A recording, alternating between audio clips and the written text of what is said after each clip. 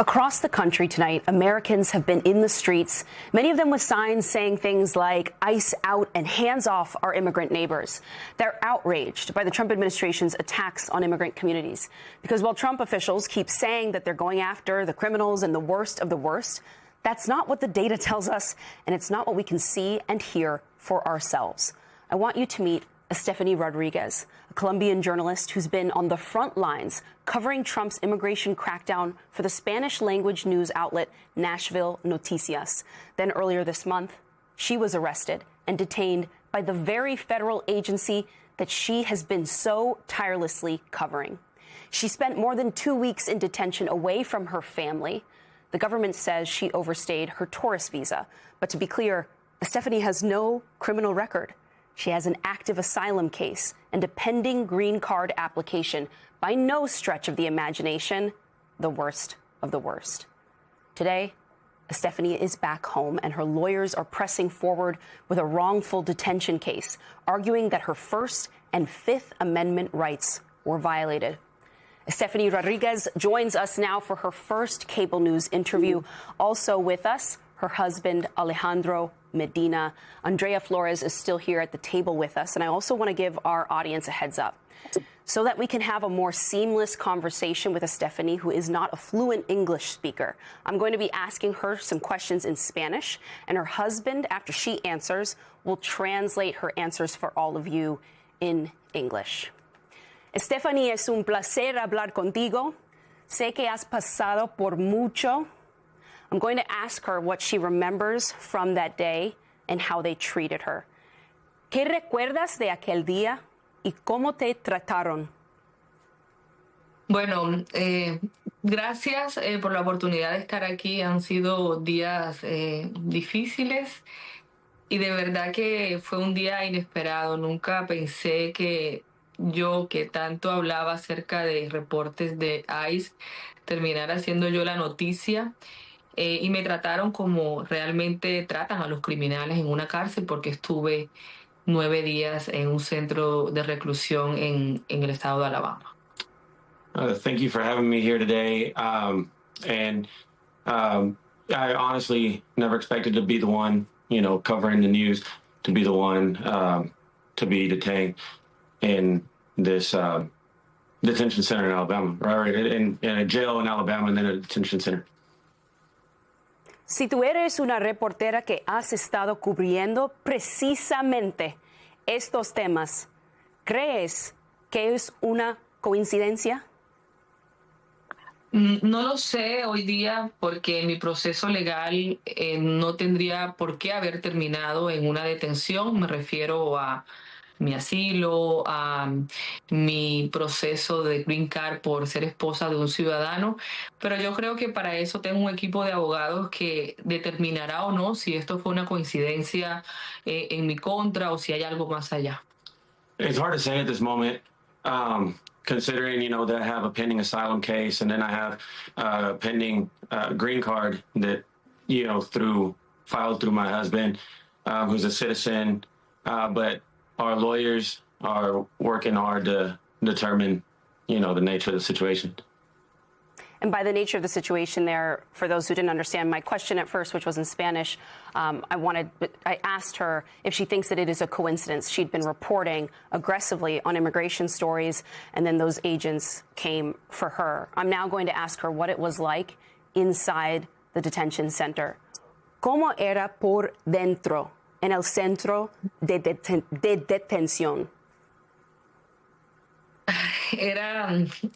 Era un lugar, yo he dicho mucho una frase, y es que estando allí pude entender que es un lugar que ni siquiera merecen los criminales, porque es un sitio donde no hay humanidad, y realmente pasé días muy oscuros donde recibí todo tipo de situaciones que hoy considero que fueron un maltrato.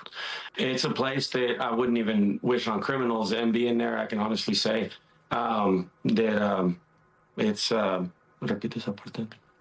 No es un sitio que merezcan ni los criminales. Yeah, it's a place that I don't feel even criminals deserve, and que pienso que fueron días muy oscuros para mí. It was very dark days for me. Fueron 9 días de situaciones que tal vez no quiero ni recordar porque It was 9 days of days that I don't even want to remember in some ways because sigo con miedo. Esto me ha causado a mí un trauma. Definitivamente no quiero ni salir de mi casa. I still hold fear. This has caused me to not even want to leave my house. I'm now going to ask her how this experience has changed her. ¿Cómo te ha cambiado esta experiencia como persona y también como reportera? Como persona, yo siempre pensé cuando veía a tanta gente sufriendo adentro, si quieres, pues, As a person, I always thought when I saw so many people suffering inside que mi historia no era tan grave como las de otros. that my story or my situation wasn't even what other people's might be. Como persona te enseña que hay que tener paciencia As a person, that teaches you that you need to be patient. y como reportera me da más ganas de continuar, digamos que alzando la voz por los demás, aunque en este momento no sé si sea seguro hacerlo. And as a reporter, it makes me know and realize that it's important to keep raising your voice for others, even if at this moment it feels unsafe to do so. Stephanie Rodríguez, gracias por tu fuerza y tu voz. Espero que sigas brillando como reportera. And Alejandro Medina, thank you so much as well. Thank you.